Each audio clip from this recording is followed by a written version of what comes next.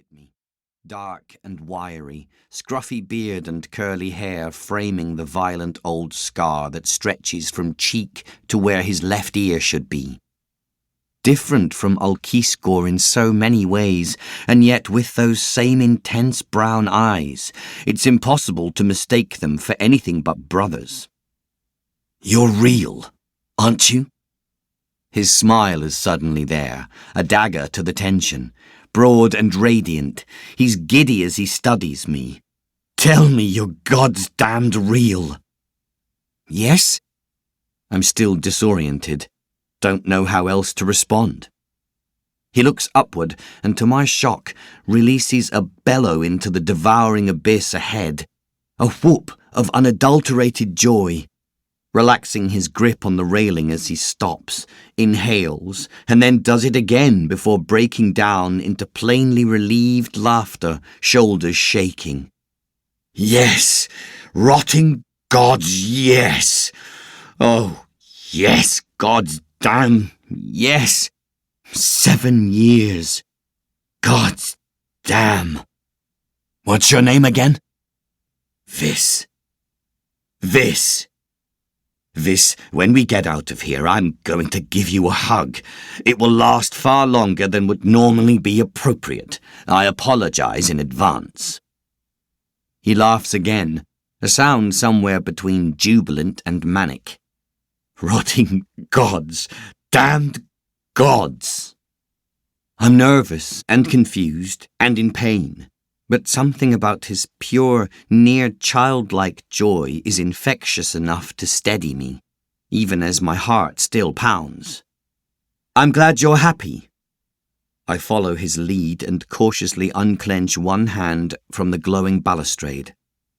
"What you said back there, you said we're in Obatium, that this is another world?" I bark the last in a half-laugh of my own. I must have misheard. Aloud, it's even more preposterous. Zero's smile remains as he calms from his delirium. "It's a lot to take in, I know. There's going to be more before I can explain everything, too. But we're in quite a bit of danger until we get off this island." Still cheerful, but something about the delivery says he's serious. "Can we leave the questions until we're out? I promise you'll get your answers." It's not really a request. "All right." He gives a genial nod, then sees me rubbing at my arm, which has begun to ache. "Hurting?" I shrug. "From the cuts, I suppose." "You sure?" "I don't know. It's just started." It's not something I've had time to focus on, but the way he asks makes me do it now. "The whole thing hurts, actually." He nods again, unsurprised as he draws an object from his pocket. "Strap this to it. Skin to stone." It's an amulet of some kind, hung on a leather band that threads through a slot clearly made for the purpose. I squint through the glowering red. An intricately carved scarab beetle, only about an inch across, peers back. "What is it?" "Vitarium." He holds up his own arm, displaying an identical amulet. "Whatever you do, make sure it's not loose." "Why?" No masking my unease. "Vitaria are for keeping people alive. Usually very sick people. It will prevent any damage from res or leucium from bleeding through." Zero touches the scar tissue over his missing ear meaningfully. "Not to mention that the air here is, shall we say, less than nice to breathe. Outside, without one of these, your throat and lungs are going to start blistering within an hour or so.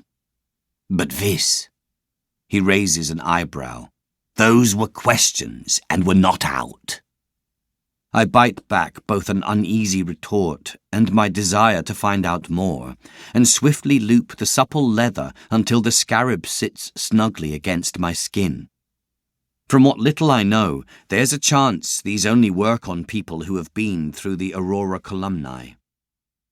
The problem is, there's a jolt.